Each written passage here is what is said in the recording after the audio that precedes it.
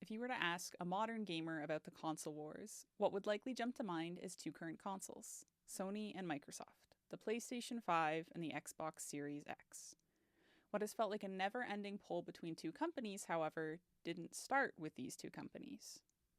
In 1983, Nintendo released Famicom. It would later be re-released as the Nintendo Entertainment System in the United States, one of the most iconic console systems to date. It was part of the third generation of consoles, also known as the 8-bit era. Other home systems in this category were the SG-1000, the Sega Mark III Master System, and the Atari 7800. Only 3 of these consoles would hit the worldwide market in 1997, with the SG-1000 only being released in Japan and New Zealand. Nintendo would become and remain the dominant console on the scene.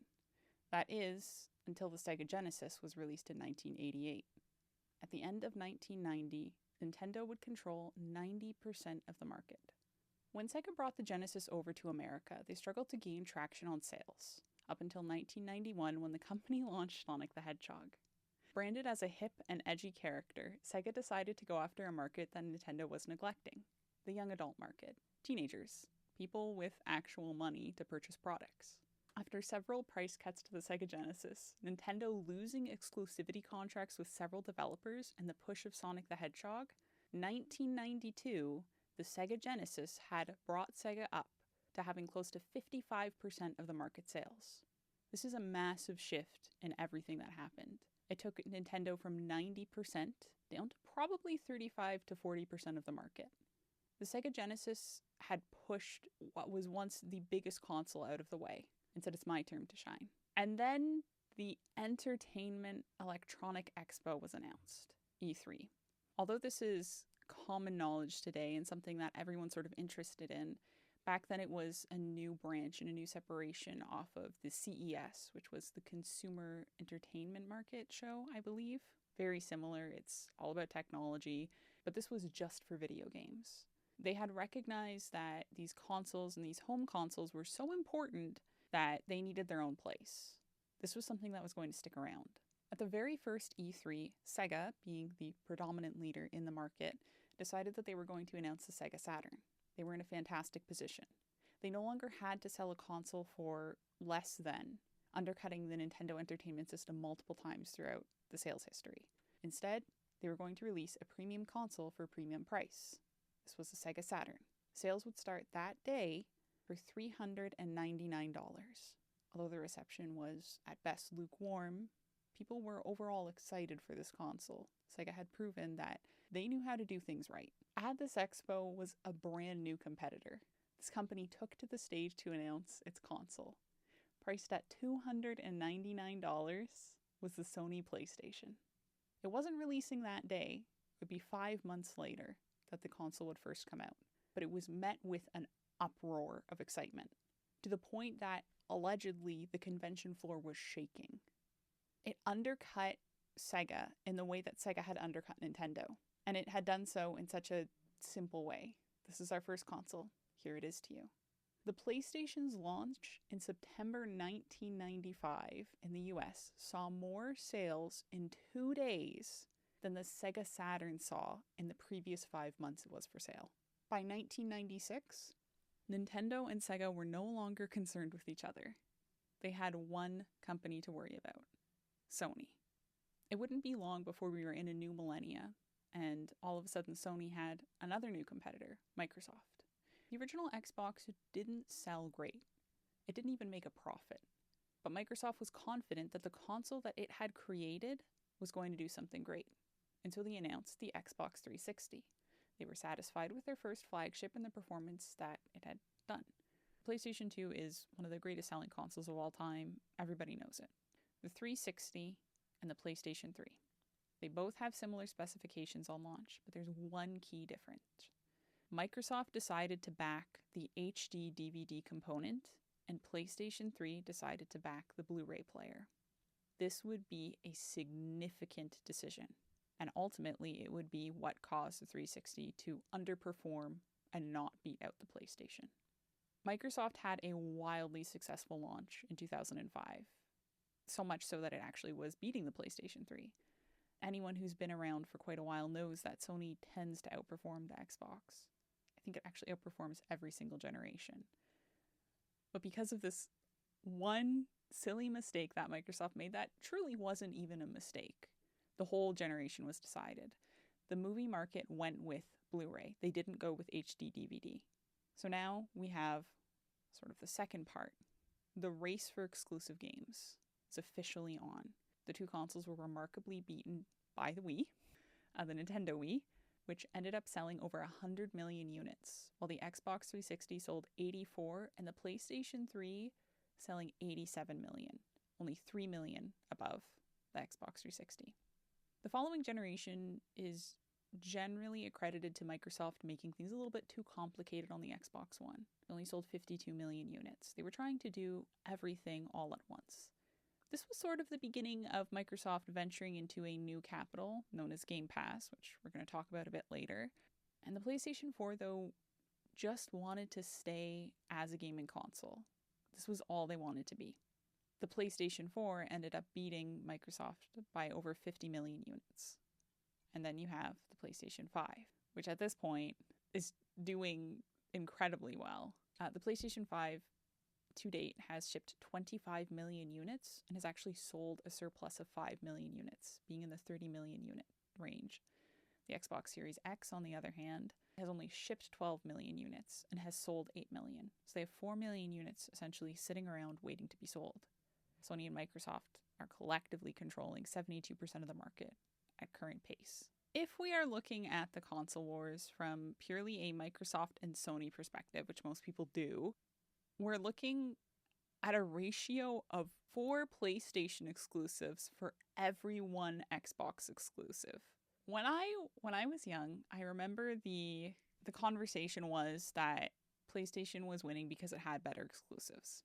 It had better exclusives, it would feed the platform more, and the more people you had initially on PlayStation, the more people would jump to PlayStation on the next generation. The idea being that people just want to play with their friends, and most people do. Most people are social gamers to one aspect or another. PlayStation has, of course, several great brands that I think most people can agree that PlayStation actually does have significantly better exclusives. They have The Last of Us, the Uncharted series, and the God of War series, which recently had a massive spiritual reboot. And Xbox, if we're being honest, recently had the release of High on Life. That's it. I don't think I'm going off on too much of a ledge, and I don't think I really have to defend this opinion that much to say that Halo Infinite was not a good game, and the Halo series has essentially felt abandoned since Halo 3 was released. That was when the shift happened from Bungie to 343 Industries, a section of the Microsoft company that was actually designed to entirely curate and create new Halo games. Aside from that, Microsoft has Gears of War series again, which we haven't really seen much exciting things happening in recently, and in a bizarre turn of events, they also have the Rare series. Rare is funny. We have these honestly incredible games, one of which would be the franchise Banjo and Kazooie. Minus Banjo-Kazooie Nuts and Bolts, I would say. I think Banjo-Kazooie and Banjo-Tooie are masterpieces, and Banjo-Kazooie Nuts and Bolts is not. You have the Rare Replay collection on the Xbox One, which was by far one of the biggest value games we've ever seen come out, and it was just a collection of re-releases. And then you have Sea of Thieves, which was ultimately a flop at first, but they did somehow recover, and they did a very good job. But aside from those 3 major game series on Xbox, again, Halo, Gears of War, and any Rare title, they don't really have a lot going for them anymore. So if we're looking strictly at the Xbox 360 and PlayStation 3 console generation, the argument of who has the better exclusives, I think it's fair to say, Sony. Sony did. Sony does. And I think it was when we were in that sort of part of life that when we were in that section of the console generation, that was the real conversation, was who has the better exclusives. So if we're looking at it from just strictly that point, then yes, Sony has the better exclusives. Sony is going to win. Microsoft does not. Microsoft might have had the better 360 in theory at the beginning. doesn't really in the end because of the red rings, because of the HD DVD port, the lack of Blu-ray support for a number of reasons. But then we sort of had them all established there in their own right, in a sense. Microsoft has pivoted in a way that allows them to no longer care about getting exclusive rights to video games. It really went from being like them caring about all these exclusives and competing in Sony in their own domain to creating one of the biggest Goliaths in gaming, the Game Pass. I think we just have to talk about Game Pass for a while. The intention of Game Pass is that with a subscription, you are able to play a game on either your computer, your PC, or your Xbox. Microsoft has very, very cleverly taken away the need for you to buy one of their own consoles to play their games. And I think that was a really delicate thing that they had to do, and a really special thing that they actually managed to do that in a way that didn't harm them further. As we now know, Game Pass has 29 million subscribers. I think this was reported November last year by Sony, who has refused to release their numbers, but has noted that they are considerably behind. I think one of the issues with Sony's PlayStation Now, and I've taken a look at both libraries, is one, the library of PlayStation Now does not feel as big as Microsoft Game Pass, and it also is not compatible with your computer. You can't use PlayStation Now and play games on your computer. The value is not there that other people would see in Game Pass.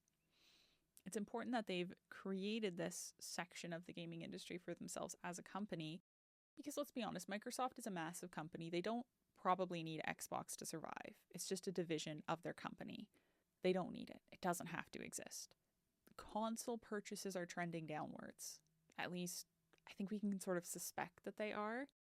We continue to see low sales for consoles. Now, part of that is an availability thing, but you also look at the Xbox Series, and they have 4 million surplus consoles just sitting around that no one's purchased.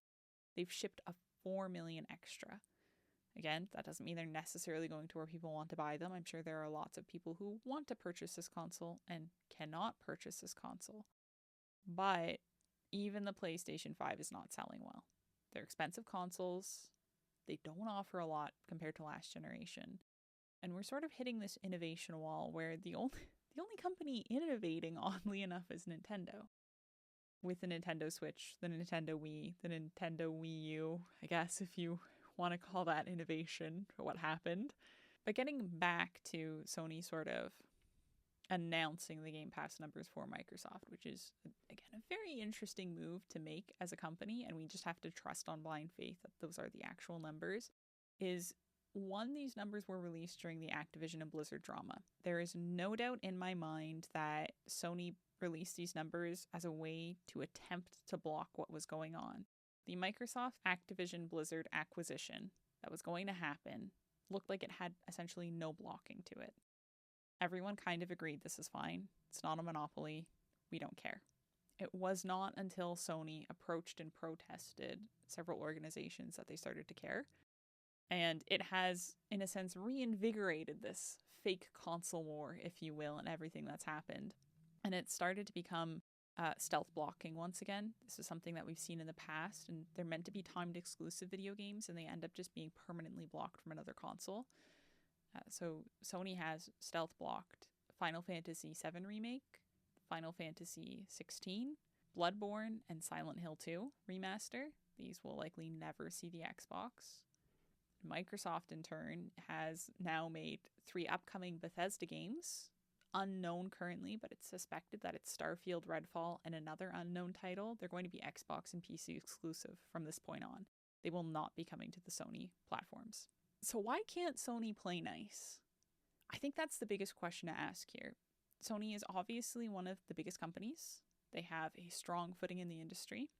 They have since 2000. It's been 20 years of Sony domination in a sense. And they've also been a huge proponent for blocking multi-platform play among consoles.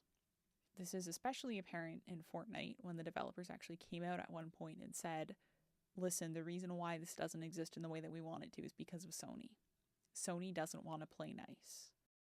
I believe Fortnite in its current iteration is completely cross-platform among PC, Switch, Xbox, and PlayStation, but there were years of the developer pushing for this, and it just never happened. And I recognize, and I think this is important to talk about too, I am largely ignoring Nintendo in this conversation for now, and I think I'm ignoring them on purpose. Nintendo doesn't really need to beef with the big boys anymore. There's no purpose for them fighting or making similar consoles. They've proven that they can make unique and interesting home entertainment systems, like the Nintendo Wii, like the Nintendo DS, like the Nintendo Switch. They can make these really interesting concepts and sell them and not have to worry about what anyone else is doing. Nintendo is like on its own, and there is an economical phrase for it.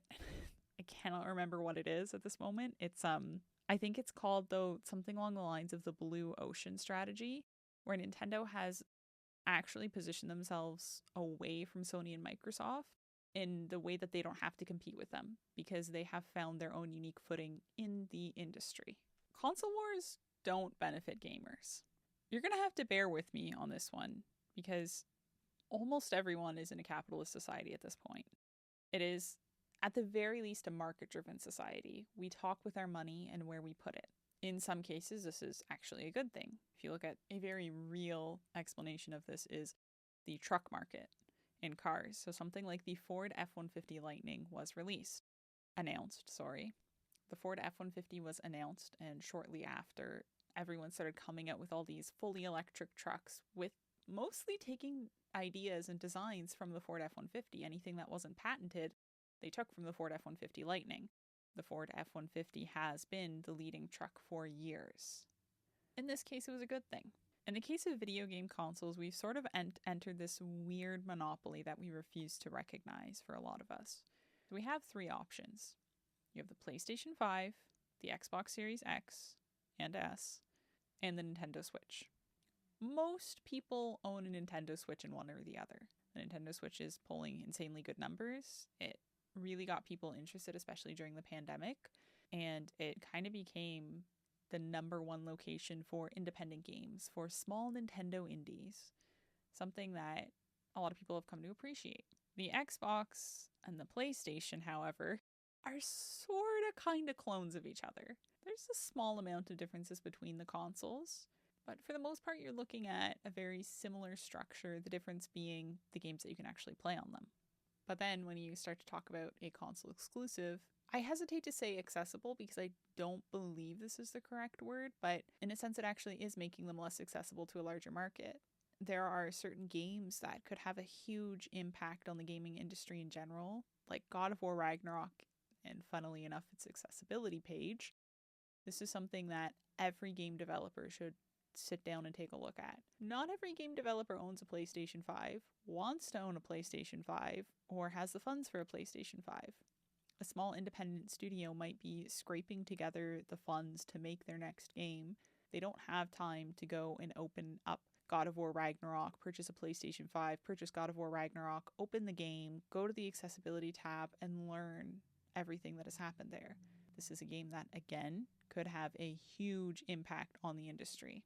And because of the console that it was sold on, has only sold about 5 million copies. If you want to further talk about having the ability to connect with others in a very modern and technology-forward world, the lack of cross-platform that you have among the consoles and and computers makes it difficult for gamers to connect and to actually meet friends and make friends that they can play games with. If you make a friend that is not on that console and then you later want to go play games with them, there's a huge potential that they don't own the console that you own, and then you can't play games together. It's just how it goes. This takes away the ability to once again connect with friends and family and people all over the globe that you never would have met going back 20, 30 years ago. You didn't meet people in the way that we meet them now. I think that's an extremely special thing and something that you can't really understand unless you're doing that, unless you're actively meeting those people. And it just makes less of a community. And then you look at something like Game Pass. And if I'm being honest, Game Pass has the potential to be a much better product than it already is. And I think Game Pass is well worth anyone's money. There's tons of selection. You can usually get a trial for like $1 for like 3 months or something like that. It makes gaming affordable for a lot of people. If Game Pass had healthy competition, the Sony PlayStation Now, or even a Nintendo subscription service, you would continue to see more and more growth and innovation from Microsoft, because that is their attempted square of the space. This is where they want to be in the console market right now. They don't necessarily want to be selling you the Xbox, but they want to be selling you the Game Pass that goes with the Xbox, so that maybe sometime when you're playing on your computer and you wish you were playing on the couch, you would just, go stumble down the road and go buy an Xbox. That's really what the dream is. And there was such an interesting write-up by Forbes around the time that the Game Pass started to pick up traction with a lot of people, and it essentially was an explanation as to, like, Microsoft has exited the console wars. They checked out a while ago. They're doing something else. Like, we should all be paying attention to that. They've got something brewing here. I think we see that especially take shape now that they attempted to acquire Activision.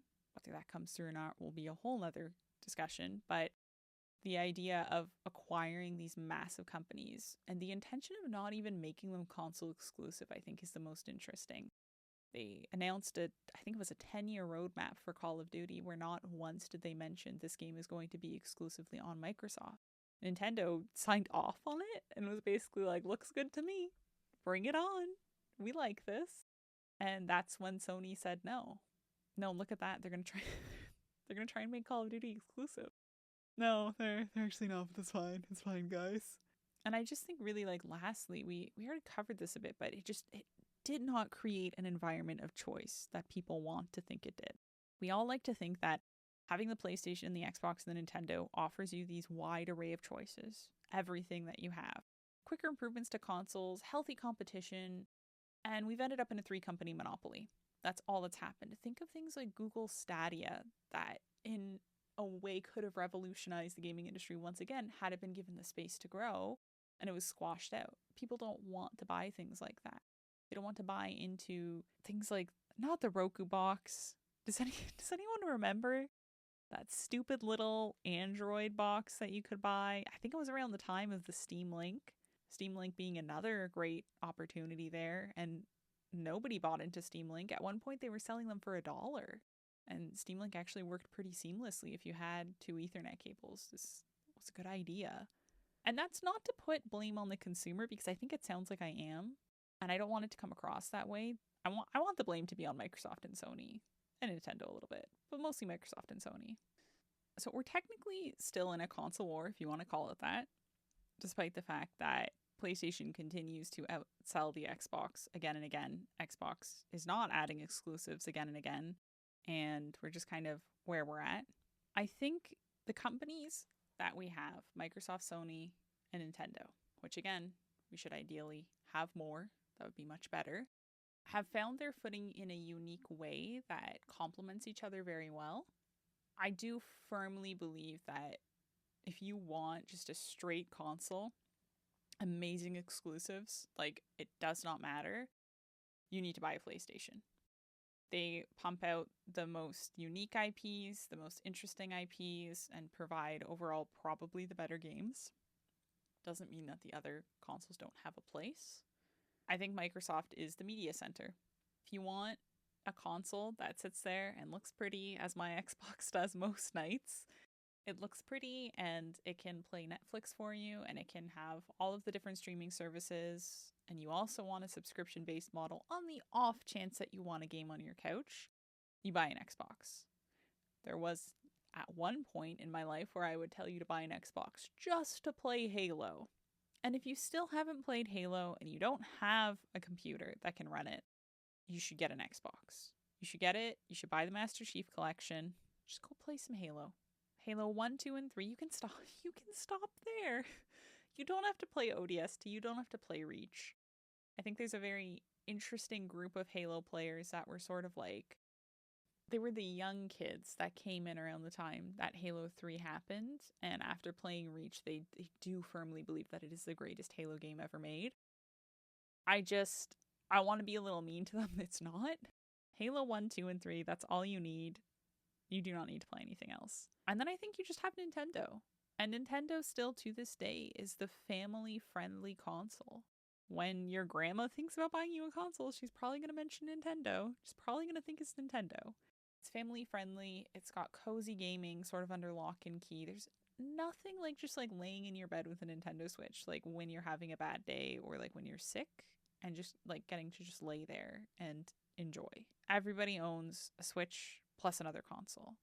Most PlayStation or Xbox gamers have one or the other. And I think Nintendo is actually in a really interesting position where if they continue with the Nintendo Switch, and I firmly believe they have actually found the perfect console. I actually think the Nintendo Switch is the perfect console. I love the Dreamcast for what it was. I think we all have a special place for the awful N64 controllers that you just like used as a weapon against your siblings. And of course the GameCube that you could pick up with a handle in case, I don't know, in case you wanted to go do a LAN party with your GameCube. And we've had all these consoles that have had really cool and unique things over the years, but the ability to pick up your Nintendo Switch and take it with you is something really special. I think if Nintendo wants to continue with the Switch, they need to do 3 things. One is they need to fix the Joy-Con drift, which allegedly is not being worked on at all. You need to take Joy-Con drift, get it out of there. We all kind of know why it's happening, so it shouldn't be happening anymore, but they need to put an SSD in the system, and a big ass SSD. Like I'm talking like 1 terabyte of storage. Like I want to see it. SSDs are like what, that big nowadays? They're little. I'm talking like an NVMe, okay? Just like right in the middle of it. Huge SSD. And then I think they just need to make it bezel-less. The OLED came close. Wasn't perfect.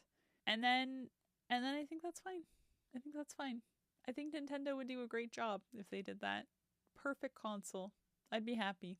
Even at the performance that it has now. I know people like are gonna make fun of it, but if the console can run Breath of the Wild, again, the greatest open world game to ever be made, and the most gorgeous Zelda game ever made, if it can run it without a problem, it can run other games without a problem. People need to learn how to optimize. And once they learn that, the Nintendo Switch will be fine. That's all it needs.